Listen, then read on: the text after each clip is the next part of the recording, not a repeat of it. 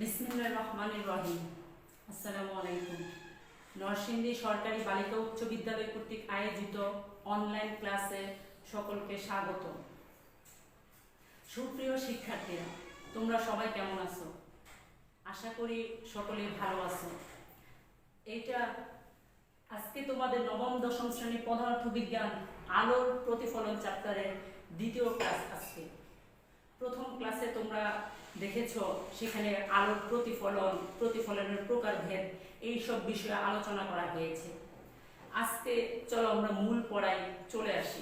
প্রথমে দেখো দর্পণ। দর্পণ কি? দর্পণ হচ্ছে এমন একটি মসৃণ তল। দর্পণ হচ্ছে এমন একটি মসৃণ তল যেখানে আলোর নিয়মিত প্রতিফলন ঘটে। আমি সংজ্ঞাটা তোমাদের আবারও বলছি।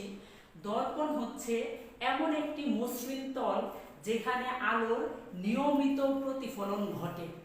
এই যে দর্পণে আলোর নিয়মিত প্রতিফলনের কারণে যখন দর্পণের সামনে কোনো লক্ষ্যবস্তু থাকে, তখন সেই লক্ষ্যবস্তুর একটি স্পষ্ট প্রতিবিম্ব আমরা দেখতে পাই। তোমরা কিছুক্ষণের মধ্যেই জানবে প্রতিবিম্ব আসলে কি। ঠিক আছে? এখন দেখো, দর্পণ আমি তোমাদের কি বলেছি, যে দর্পণ হচ্ছে এমন একটি মসৃণ তল যেখানে আলোর নিয়মিত প্রতিফলন ঘটে। এই দর্পণ দুই ধরনের। কি কি? এই দর্পণ আমরা পাবো দুই ধরনের। একটা হচ্ছে সমতল দর্পণ আর একটা হচ্ছে গোলীয় দর্পণ। সমতল দর্পণ আর একটা হচ্ছে গোলীয় দর্পণ। এখন দেখো, আমরা যে দর্পণ বললাম, এই দর্পণ কিভাবে তৈরি করা হয়? সাধারণত কাচে এক পৃষ্ঠে ধাতুর প্রলেপ দিয়ে দর্পণ সৃষ্টি করা হয়। আর এই যে ধাতুর প্রলেপটা দেওয়া হয়, একে বলা হয় সিলভারিং। ঠিক আছে? সাধারণত কাচে এক পৃষ্ঠে ধাতুর প্রলেপ দিয়ে দর্পণ তৈরি করা হয় এবং এই যে প্রলেপটা দেওয়া হয় একে কি বলে? সিলভারিং। এখন আমি বললাম কি, দর্পণ দুই ধরনের। একটা হচ্ছে সমতল দর্পণ আর একটা হচ্ছে গোলীয় দর্পণ। এখন দেখো সমতল দর্পণটা কি। সমতল দর্পণ হচ্ছে এমন একটি মসৃণ তল। সমতল দর্পণ হচ্ছে এমন একটি মসৃণ ও সমতল যেখানে আলোর নিয়মিত প্রতিফলন ঘটে। ঠিক আছে? তাহলে সমতল দর্পণটা আমি কি বললাম, যে যদি প্রতিফলক পৃষ্ঠটা সমতল ও মসৃণ হয় এবং সেখানে আলোর নিয়মিত প্রতিফলন ঘটে, তাহলে সেই দর্পণকে আমরা বলবো সমতল দর্পণ। ঠিক আছে? তোমরা বুঝতে পেরেছো অবশ্যই। আর গোলীয় দর্পণ, এখন তোমরা দেখো, প্রথমে বলে নিই, এই যে সমতল দর্পণ বললাম, আমরা সচরাচর যে আয়না ব্যবহার করে থাকি, আমরা আমাদের চেহারা দেখার জন্য আমরা কি করি? আয়না ব্যবহার করে থাকি। এই আয়না হচ্ছে সমতল দর্পণের একটি প্রকৃষ্ট উদাহরণ। ঠিক আছে? তারপরে আসো গোলীয় দর্পণ। গোলীয় দর্পণ কোনটা?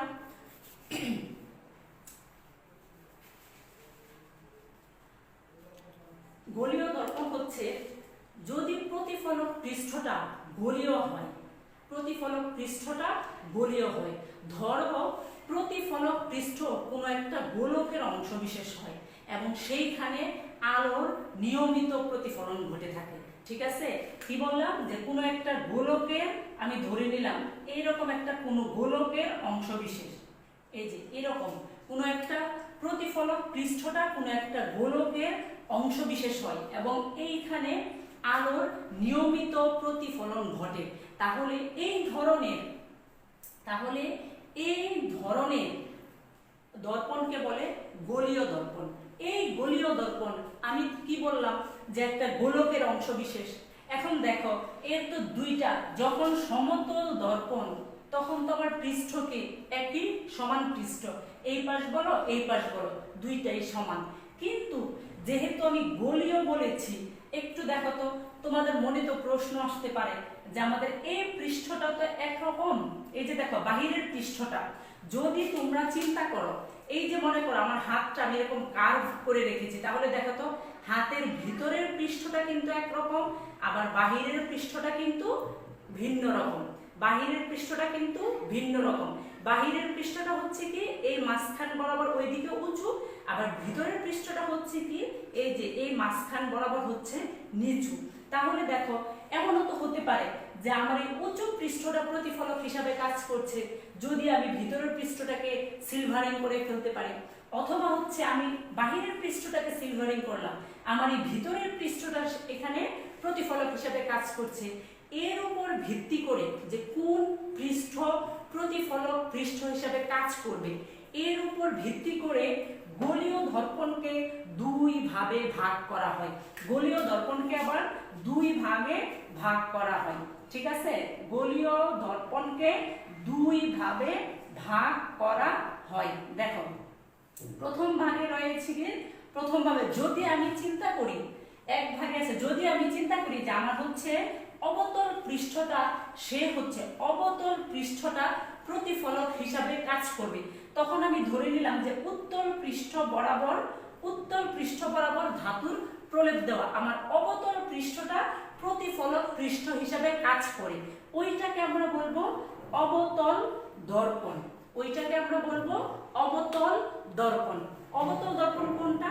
যখন কোনো গোলীয় দর্পণের অবতল পৃষ্ঠ প্রতিফলক পৃষ্ঠ হিসাবে কাজ করবে, অর্থাৎ অবতল পৃষ্ঠ হতে আলোক রশ্মি প্রতিফলিত হয়ে, অবতল পৃষ্ঠ হতে আলোক রশ্মি প্রতিফলিত হবে, ওইটা হচ্ছে আমার অবতল দর্পণ, ঠিক আছে? আর নরমালি হয় কি, অবতল দর্পণকে আবার অভিসারী দর্পণও বলা হয়। তোমাদের তো আমি গত ক্লাসে অভিসারী কথাটা বুঝিয়েছিলাম। অবতল দর্পণকে অভিসারী দর্পণও বলা হয়ে থাকে। কারণ কি? কারণ হচ্ছে অবতল দর্পণের আলোক রশ্মি আপতিত হয়ে প্রতিফলনের পর দেখা যায় রশ্মিগুলা একটা নির্দিষ্ট বিন্দুতে মিলিত হয়, এই জন্য অবতল দর্পণকে অভিসারী দর্পণ বলা হয়ে থাকে, ঠিক আছে? আরেকটাকে এখন আমি বলতেছি যে না, গোলীয় দর্পণের এই যে গোলীয় দর্পণ, গোলকের অংশবিশেষ নিয়ে নিলাম, গোলীয় দর্পণের এবার হচ্ছে অবতল পৃষ্ঠ না, উত্তল পৃষ্ঠটা প্রতিফলক হিসাবে কাজ করবে, আর সেই ক্ষেত্রে অবতল পৃষ্ঠে আমি ধাতুর প্রলেপ দিয়ে সিলভারিং যেটা বলা হয় সেটা করে দেব। তাহলে উত্তল পৃষ্ঠটা এখানে কি করছে? প্রতিফলক পৃষ্ঠ হিসাবে কাজ করছে। এই ধরনের দর্পণকে বলে উত্তল দর্পণ। এই ধরনের দর্পণকে বলে উত্তল দর্পণ। কারণ কি? কারণ এই ক্ষেত্রে উপরের উত্তল পৃষ্ঠটা প্রতিফলক হিসাবে কাজ করে থাকে। এটা হচ্ছে আমার উত্তল দর্পণ। এই উত্তল দর্পণকে আবার অপসারী দর্পণও বলা হয়ে থাকে। উত্তল দর্পণকে অপসারী দর্পণও বলা হয়ে থাকে। কেন?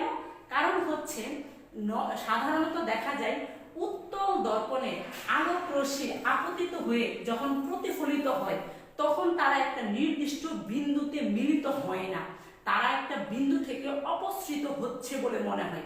অপসৃত হওয়া মানে কি? ছড়িয়ে পড়ছে বলে মনে হয়। তখন এই দর্পণটাকে বলে উত্তল দর্পণ। তাহলে তোমরা দর্পণ এবং সমতল দর্পণ, গোলীয় দর্পণ, উত্তল দর্পণ, অবতল দর্পণ, এই জিনিসটা তোমরা ক্লিয়ার হয়েছ? ঠিক আছে।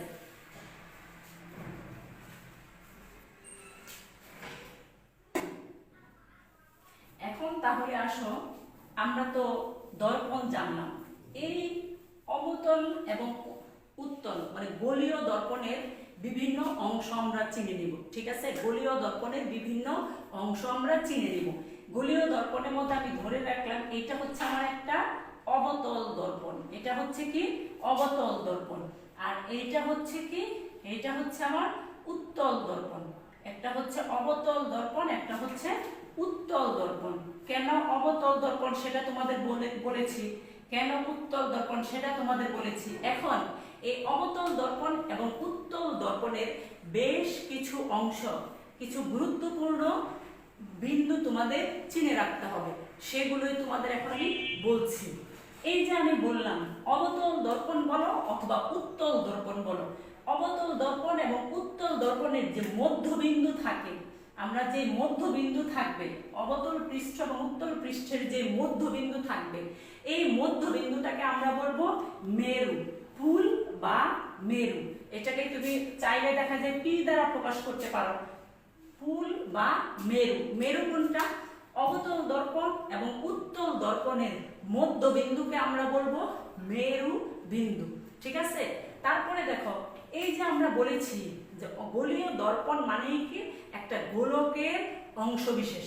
গোলীয় দর্পণ মানে কি একটা গোলকের অংশবিশেষ। যেহেতু গোলকের অংশবিশেষ তাহলে অবশ্যই কি সেই গোলকের একটা কেন্দ্র থাকবে। তাহলে এই যে এই অবতল দর্পণটা আমি চিন্তা করলাম, এই অবতল দর্পণটা যে কোনো অবতল বলো উত্তল বলো, ওই দর্পণটা যেই গোলকের অংশবিশেষ তোমরা কল্পনা করে নিয়েছ, সেই গোলকের কেন্দ্রটা হবে কি? সেই গোলকের কেন্দ্রটা হবে বক্রতার কেন্দ্র। সেই গোলকের কেন্দ্রটাকে বলে বক্রতার কেন্দ্র। দেখো সেই গোলকের কেন্দ্রটাকে আমরা বলবো বক্রতার কেন্দ্র। তাহলে দেখো তো প্রথমে আসছে কি মেরু, অবতল দর্পণ এবং উত্তল দর্পণের এই যে অবতল পৃষ্ঠ এবং উত্তল পৃষ্ঠের যে মধ্যবিন্দু আছে তাকে আমরা বলবো মেরু বিন্দু। আর বক্রতার কেন্দ্র কাকে বলবো? বক্রতার কেন্দ্র হচ্ছে আমরা এই যে গোলীয় দর্পণটাকে যে গোলকের অংশবিশেষ হিসাবে কল্পনা করে নিব, সেই গোলকের কেন্দ্রকে, সেই গোলকের কেন্দ্রকে বক্রতার, ওই দর্পণে বক্রতার কেন্দ্র বলে।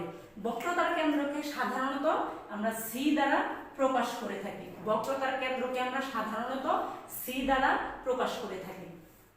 এরপর দেখো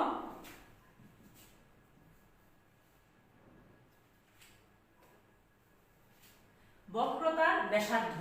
বক্রতার ব্যাসার্ধ, বক্রতার ব্যাসার্ধ এই যে আমরা বলেছি এই গোলীয় দর্পণটাকে একটা গোলকের অংশবিশেষ। তাহলে যেহেতু গোলক তার বক্রতার কেন্দ্র আছে এবং কি তার একটা বক্রতার ব্যাসার্ধ রয়েছে। তোমরা তো ক্লাস ষষ্ঠ শ্রেণী কি যখন ক্লাস 5 থেকে পঞ্চম শ্রেণী থেকে তোমরা পড়ে আসছো যে গোলক বৃত্ত বা গোলকের কি থাকে বক্রতা ব্যাসার্ধ থাকে। তাহলে সেই অনুসারে এই যে আমরা এটাকে একটা গোলকের অংশবিশেষ কল্পনা করে নিলাম, ওই গোলকের ব্যাসার্ধকে, ওই গোলকের ব্যাসার্ধকে ওই দর্পণের বক্রতার ব্যাসার্ধ বলে। ওই গোলকের ব্যাসার্ধকে ওই দর্পণের বক্রতার ব্যাসার্ধ বলে। তারপরে চলে আসো আমাদের, তাহলে তোমাদের আমি কি কি বললাম? প্রথমে বললাম মেরু, মেরু বিন্দু, বক্রতার কেন্দ্র, বক্রতার ব্যাসার্ধ। এখন আসো প্রধান অক্ষ। প্রধান অক্ষ, প্রধান অক্ষ, প্রধান অক্ষ কোনটা?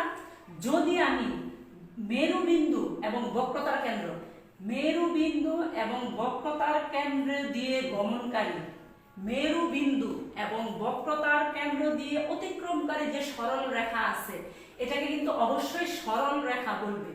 মেরু বিন্দু এবং বক্রতার কেন্দ্র দিয়ে গমনকারী সরল রেখাকে ওই দর্পণের প্রধান অক্ষ বলে। মেরু বিন্দু এবং বক্রতার কেন্দ্রের মধ্য দিয়ে গমনকারী সরল রেখাকে ওই দর্পণের প্রধান অক্ষ বলে। ঠিক আছে? তারপর তুমি দেখো যখন এই যে এটার জন্য এটা হচ্ছে এর প্রধান অক্ষ। এরপরে দেখো এই যে প্রধান অক্ষের সমান্তরাল যদি কতিপয় আলোক রশ্মি আমরা পাই, প্রধান অক্ষের সমান্তরাল কতিপয় আলোক রশ্মি, প্রধান অক্ষের সমান্তরাল কতিপয় আলোক রশ্মি যখন কোনো একটি দর্পণে, কোনো একটি দর্পণে আপতিত হয়, প্রধান অক্ষের সমান্তরাল, এটা আমাদের কি যাবে? এরপর আসবে আমাদের প্রধান ফোকাস।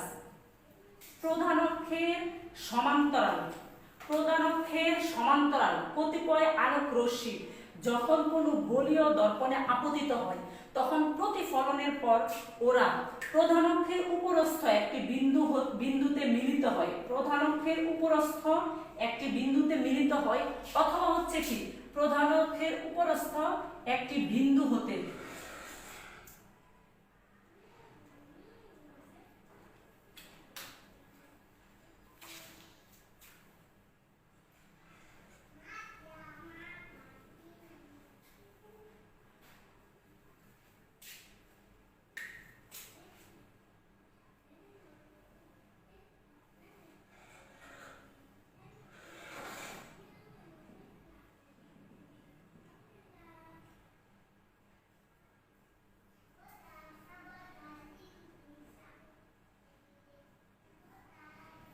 দেখো, প্রধান অক্ষের সমান্তরাল আলোক রশ্মিগুচ্ছ যখন কোনো গোলীয় দর্পণে আপতিত হয়, প্রতিফলনের পর এরা প্রধান অক্ষের উপরস্থ একটা বিন্দুতে মিলিত হয়, অথবা হচ্ছে প্রধান অক্ষের উপরস্থ একটা বিন্দু হতে অপসৃত হচ্ছে বলে মনে হয়, মানে ছড়িয়ে পড়ছে বলে মনে হয়, ওই বিন্দুটাকে বলে প্রধান ফোকাস। ওই বিন্দুটাকে বলে প্রধান ফোকাস, অথবা তোমরা ফোকাস বিন্দুও বলতে পারো। অবতল দর্পণের ক্ষেত্রে হচ্ছে মিলিত হচ্ছে, আর উত্তল দর্পণের ক্ষেত্রে ছড়িয়ে পড়ছে, অপসৃত হচ্ছে বলে মনে হচ্ছে। ঠিক আছে, এটা হচ্ছে আমার প্রধান ফোকাস। এরপর দেখো আসে কি ফোকাস দূরত্ব, তারপর আসে ফোকাস দূরত্ব। আর ফোকাস দূরত্ব কোনটা? এই যে আমাদের এই ফোকাসকে হচ্ছে অবশ্য এফ দ্বারা প্রকাশ করবে, ফোকাসকে হচ্ছে আমরা এফ দ্বারা প্রকাশ করব। দর্পণের মেরুবিন্দু থেকে ফোকাস বিন্দুর যে দূরত্ব, দর্পণের মেরুবিন্দু থেকে ফোকাস বিন্দুর যে দূরত্ব, দর্পণের মেরুবিন্দু থেকে ফোকাস বিন্দুর যে দূরত্ব, সেই দূরত্বটাকে আমরা বলবো ফোকাস দূরত্ব। সেই দূরত্বটাকে আমরা বলবো ফোকাস দূরত্ব। এখানে একটা মজার বিষয় আছে, ফোকাস দূরত্ব সর্বদা বক্রতার কেন্দ্রের অর্ধেক হয়ে থাকে। ফোকাস দূরত্ব সর্বদা বক্রতার কেন্দ্রের অর্ধেক হয়ে থাকে, অর্থাৎ অবতল বলো উত্তল বলো, সকল দর্পণের জন্য ফোকাস দূরত্বটা এমন হবে যেটা ওই দর্পণটার বক্রতার কেন্দ্র যতটুকু হবে তার অর্ধেক হবে। এখন এই যে ধরো ফোকাস দূরত্বকে যদি আমরা স্মল এফ বললাম, সেটা হবে কত? সেটা হবে স্মল r/2। কারণ দেখা যাচ্ছে সি তো বক্রতার কেন্দ্র, সি যেহেতু বক্রতার কেন্দ্র, তাহলে তো আবার সি কে আমরা এটাকে আমরা বক্রতার ব্যাসার্ধ, সি থেকে পি এর দূরত্বটাকে আমরা বক্রতার ব্যাসার্ধ বলতে পারবো। সেই হিসাবে ফোকাস দূরত্বটা হবে বক্রতার ব্যাসার্ধের অর্ধেক। ঠিক আছে, তাহলে তোমরা এইটুকু পর্যন্ত ক্লিয়ার হয়েছো? দেখো, আর একটা তোমাদের রয়ে গেছে, সেটা হচ্ছে কি ফোকাস তল। আর একটা কি রয়ে গেছে? ফোকাস তল। ফোকাস তল কোনটা? ফোকাস তল হচ্ছে যদি তুমি প্রধান এই যে প্রধান ফোকাস আছে, ফোকাস বিন্দুতে যদি একটা তল কল্পনা করতে পারো, তাও কি লম্বভাবে যদি একটা তল কল্পনা করো, ফোকাস বিন্দুতে লম্বভাবে যদি একটা তল কল্পনা করো, সেই তলটাকে বলবো ফোকাস তল। সেই তলটাকে বলবো ফোকাস তল। এখন দেখো, এখন আমরা সুন্দর কতগুলো মজার বিষয় নিয়ে আলোচনা করব। আমরা এখন কতগুলো মজার বিষয় নিয়ে আলোচনা করব। মজার বিষয়টা হচ্ছে, তোমরা দেখবে আমরা যখন আয়নার সামনে দাঁড়াই, আয়নার মধ্যে কি আমরা আমাদের একটা প্রতিচ্ছবি দেখতে পাই।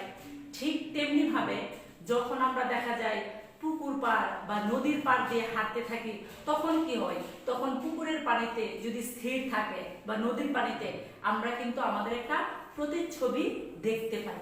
এই যে আমরা প্রতিচ্ছবিটা দেখি, এই প্রতিচ্ছবিটাই কিন্তু হচ্ছে প্রতিবিম্ব। এই প্রতিচ্ছবিটাই হচ্ছে প্রতিবিম্ব। তাহলে দেখো, প্রতিবিম্ব আসলে কি? প্রতিবিম্ব আসলে কি? যখন ধরো এই যেটাকে আমরা একটা ধরলাম সমতল দর্পণ, একটা সমতল দর্পণ ধরলাম, দেখা যায় যখন কোনো তল হতে আরেকটা চিন্তা করে নিলাম, এই হচ্ছে একটা অবতল দর্পণ, এখন যখন কোনো তলে কোনো বিন্দু হতে আলোক রশ্মি আপতিত হয়ে প্রতিফলনের পর, আমি ধরলাম যেখানে একটা বিন্দু আছে, এই বিন্দু থেকে আলোক রশ্মি এই যে একটা লম্ব বরাবর আসছে,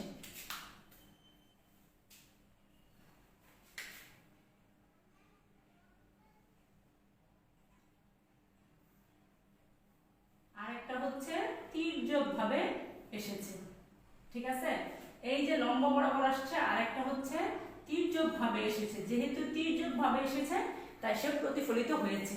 এখন দেখো, এটা ছিল আমার বিন্দু বস্তু। যখন কোনো বিন্দু হতে আলোক রশ্মি কোনো তলে আপতিত হয়, প্রতিফলনের পর এরা দেখো এই যে এটা হচ্ছে একটা প্রতিফলিত রশ্মি, যেহেতু এই রশ্মিটা অভিলম্বভাবে দর্পণের উপর পড়েছে তাই একই পথে সে প্রতিফলিত হবে, আর এটা হচ্ছে তির্যকভাবে পড়েছে তাই তার প্রতিফলন কোণ থাকবে। এখন দেখো এই যে এই প্রতিফলিত রশ্মিটা এবং এই প্রতিফলিত রশ্মিটা এরা মিলিত হচ্ছে না, কিন্তু এদেরকে যদি আমরা এরকম চিন্তা করতে পারি, পিছন দিকে বাড়িয়ে দিতে পারি, তার মানে কি দাঁড়াচ্ছে, এরা হচ্ছে একটা বিন্দু থেকে অপসৃত হচ্ছে বলে মনে হয়, একটা বিন্দু হতে অপসৃত হচ্ছে বলে মনে হয়।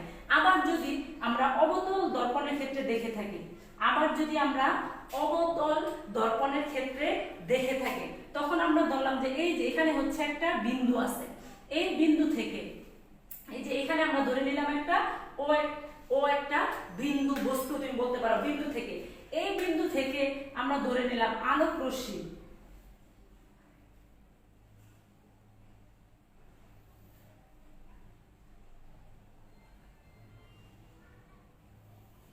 এই যে দেখো আমরা ধরে নিলাম এই বিন্দু থেকে আলোক রশ্মি এই দর্পণে আপতিত হলো, আপতিত হওয়ার পর প্রতিফলিত রশ্মিগুলো দেখো একটা নির্দিষ্ট বিন্দুতে মিলিত হয়েছে। তাহলে আমরা কি দেখতে পাচ্ছি, কোন বিন্দু থেকে নির্গত আলোক রশ্মি কোন তলে আপতিত হয়ে প্রতিফলনের পর যদি কোনো বিন্দুতে মিলিত হয় অথবা কোনো বিন্দু হতে অপসৃত হচ্ছে বলে মনে হয়, তাহলে এই যে দ্বিতীয় বিন্দুটা, এই দ্বিতীয় বিন্দুটাকে এই প্রথম বিন্দুর বিন্দুর প্রতিবিম্ব বলে থাকে। এই দ্বিতীয় বিন্দুটাকে এই প্রথম বিন্দুর প্রতিবিম্ব বলে থাকে। আশা করি তোমরা প্রতিবিম্ব ব্যাপারটা বুঝতে পেরেছো, যে যখন কোনো বিন্দু হতে আলোক রশ্মি কোনো তলে আপতিত হয়ে প্রতিফলনের পর কোনো বিন্দুতে মিলিত হয় বা কোনো বিন্দু হতে অপসৃত হচ্ছে বলে মনে হয়, তাহলে ওই দ্বিতীয় বিন্দুকে প্রথম বিন্দুর প্রতিবিম্ব বলে। এই যে বললাম কখনো হচ্ছে মিলিত হচ্ছে, আবার কখনো হচ্ছে মিলিত হচ্ছে না, অপসৃত হচ্ছে। এই অনুসারে প্রতিবিম্বকে দুই ভাগে ভাগ করা হয়ে থাকে, এক ভাগে কি আসে, বাস্তব প্রতিবিম্ব, আরেক ভাগে কি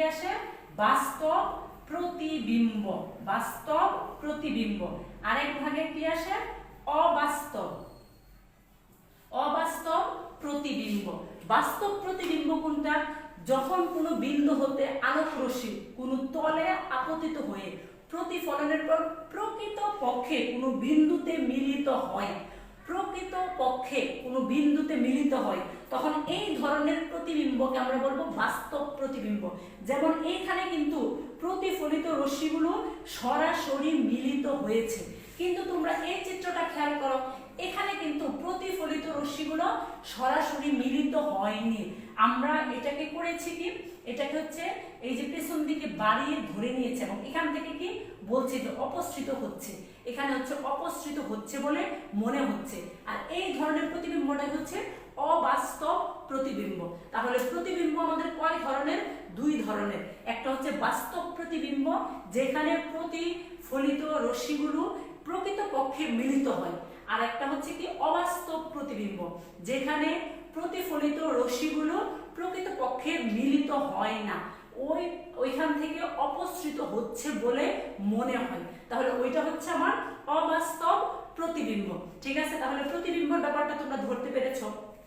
এখন দেখো তোমাদের এই প্রতিবিম্ব নিয়ে এখন তোমাদের আমরা তো পড়েছিলাম কয়টা প্রতিবিম্ব, আমরা পড়েছিলাম কয়টা দর্পণ, দুই রকমের, সমতল দর্পণ এবং গোলীয় দর্পণ। তাহলে আমরা দুই ধরনের দর্পণেই দেখাবো প্রতিবিম্বগুলো কেমন হয়, তাদের আকৃতি কেমন হয়, প্রতিবিম্ব সৃষ্টি। তাহলে প্রথমে আমরা আসি সমতল দর্পণের প্রতিবিম্ব সৃষ্টি। দেখো সমতল দর্পণে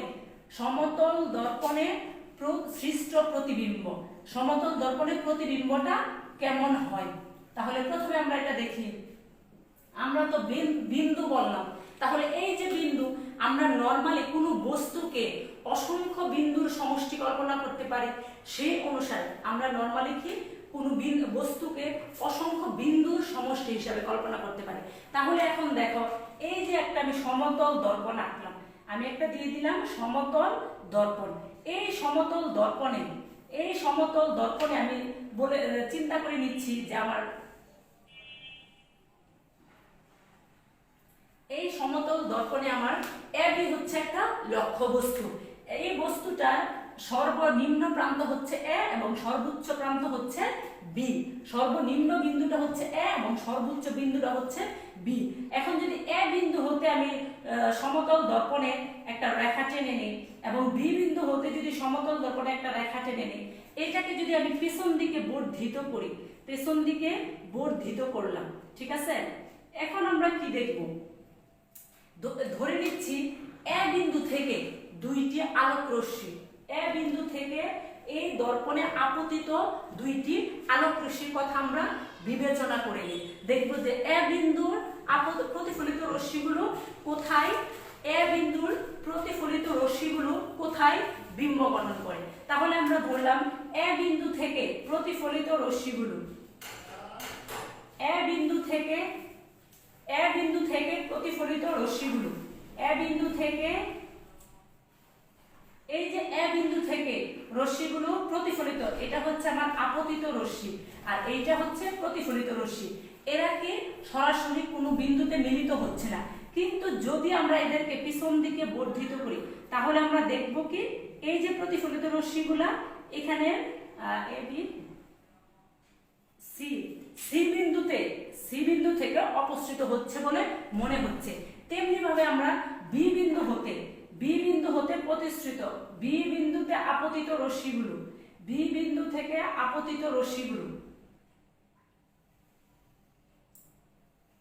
বি বিন্দু থেকে আপতিত রশ্মিগুলো প্রতিফলিত হয়ে এদেরকে যদি আমরা পিছন দিকে বর্ধিত করি তখন আমাদের কি হবে, আমাদের এইটা প্রতিফলিত রশ্মিগুলো এই পাশে মিলিত হচ্ছে না, কিন্তু এরা এই পাশে, এই যে দর্পণটার পিছন দিকে মিলিত হচ্ছে। তাহলে আমরা যদি এরকম অনেক ক্ষুদ্র ক্ষুদ্র ক্ষুদ্র ক্ষুদ্র এখানে অসংখ্য বিন্দু কল্পনা করি, তাহলে আমরা দেখতে পাবো কি ওদের প্রতিবিম্বটা এই যে এই সি আর এটাকে ধরলাম ডি, সিডি বরাবর গঠিত হবে। তার মানে কি দেখা যাচ্ছে, এই এ বি যে লক্ষ্যবস্তু ছিল তার একটা প্রতিবিম্ব কি হচ্ছে সিডি, এ বি লক্ষ্যবস্তুর একটা প্রতিবিম্ব কি হচ্ছে সিডি, এবং এই এ বি লক্ষ্যবস্তুর প্রতিবিম্ব সিডি এ বি লক্ষ্যবস্তুটার আকারের সমান। তাহলে আমরা কি বলতে পারবো, সমতল দর্পণে প্রতিবিম্ব লক্ষ্যবস্তুর আকারের সমান হয়, এবং এই ক্ষেত্রে অবশ্যই এটাকে অবাস্তব প্রতিবিম্ব, কারণ এই ক্ষেত্রে কি হয়েছিল, রশ্মিগুলো পরস্পর সাথে মিলিত হয়নি, অভিসারী গুচ্ছে পরিণত হয়নি, বরং অপসারী গুচ্ছে পরিণত হয়েছে। তাহলে সমতল দর্পণে প্রতিবিম্ব সর্বদা, দেখো সমতল দর্পণে প্রতিবিম্ব কিরকম কেমন হবে বলো, সর্বদা হচ্ছে অবাস্তব, এবং কি এইটা যেইভাবে আছে এটাও কি এইভাবে আছে, এটা উপরে আছে, এটা উপরে আছে, নিচে আসে নাই, তার মানে তার সোজা এবং সোজা, অবাস্তব সোজা। আরেকটা কি লক্ষ্যবস্তুর আকারের সমান, লক্ষ্যবস্তুর আকারের সমান, আমরা এই পাচ্ছি লক্ষ্যবস্তুর আকারের সমান প্রতিবিম্ব আমরা পাচ্ছি।